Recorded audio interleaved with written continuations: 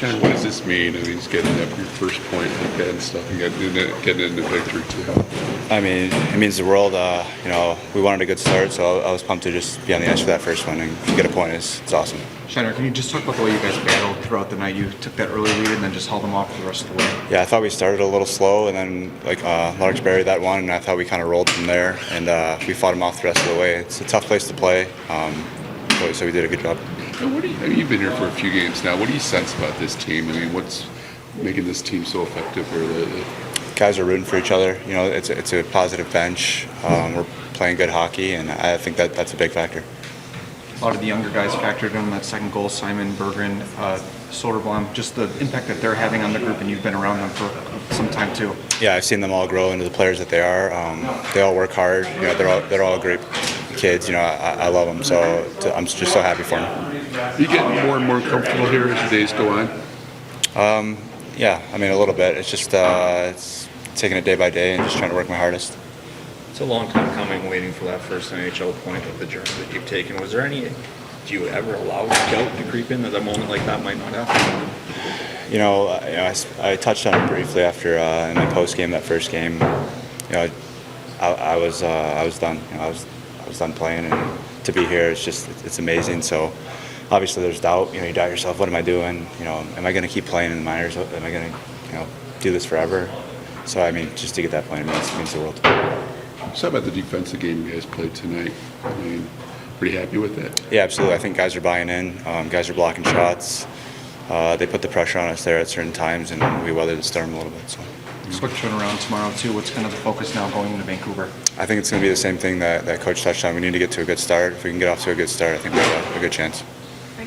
Thanks, Shiner. It's just the way this team pulled out this week tonight, and what it means for the group going forward here in the road trip. Yeah, I mean, we've been gutting out a lot of wins lately, and it's nice to see that we can win in a lot of different ways. And sometimes you can hold them out when you don't have your best, and they give them a lot of credit. They came out hard, and we knew that they were going to. This is a tough building, and they just made that trade. So those new guys were going to come out here flying. So give our guys credit. We weathered the storm there at the beginning and got a couple big goals and locked it down from there. Is that one of the impressive things right now? I mean, like you mentioned, it does seem like whatever you guys need to do, play whatever way you guys need to do, you can do it right now.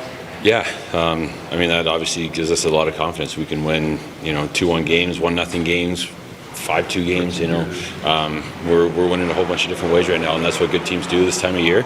And we're playing as good as anyone in the league right now, so we're feeling pretty good. Can I just ask you about Dylan Larkin? You get to see him every day. We only get to see him in the city once a year, but even over the course of the last month, since Jan 1, he's got 20 points in 15 games. He's cooking right now.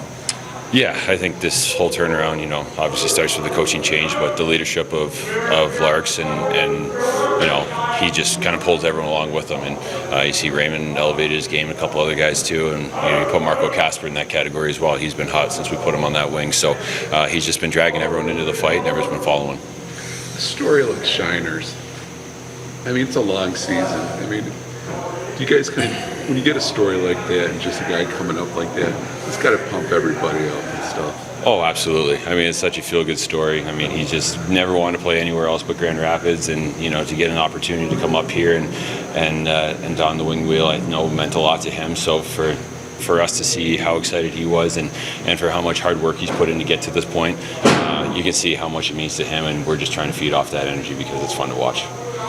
Just personally, I mean, you're playing. I mean, the stats have been really good. You got the victories. Must be feeling pretty good in that right now. I mean, just you personally. Yeah, feel good. Body feels good. Just trying to keep it rolling. I mean, when the team's going like this, you want to step in there and just give us a chance to win every night. And I know the guys in front of me are going to do their job, and I'm just back there trying to do mine. But they're making it pretty easy to read off of right now, and I think that's a big part of my game is just reading the game in front of me, and they're doing a great job of allowing me to do that. So the start still wasn't up to your standard, but when we talk about start, it's great to have a 2-goal lead after the first period, but I thought in the first 5 minutes there were opportunities for us to establish our called 3-foot boundaries, where you're loose pucks and body position and quick feet, and I didn't think we did that. I thought the red team did it better than we did, but we talked about it between periods. Second period, I felt like we received the game a little bit. There was just a lot of flip outs, not a lot of connecting passes, so we dealt with that in the third. And when we came out in the third, I thought we were much better than the beginning of the first two periods. The way Cam and Lyon are both playing, what kind of luxury is that? I mean, to have two goalies playing the way they are right now. Well, yeah, in my opinion, you need to have two in the NHL to win. You just can't ride or run one guy anymore. It's the game's too intense. There's volume shooting, so the numbers are going up in the 30s and 40s. The travel, as you can see, what we're going through is too hard on a single goaltender. So to have both of them playing the way they are is a real good sign, but often that's a reflection of the group around them too, doing some of the things that they need to do, whether they're sacrificing in and around the net or block shots, whatever it might be. It's usually a group effort. Every now and then the goalie just completely steals you one, but I like the way the group is committing to each other. What do you think of Cam tonight? What more can I say? You know what? We needed Alex in Edmonton, correct, and we needed Cam in Calgary, and we're going to need whoever we play tomorrow in Vancouver. It's the way our team's built right now, and that's how we play.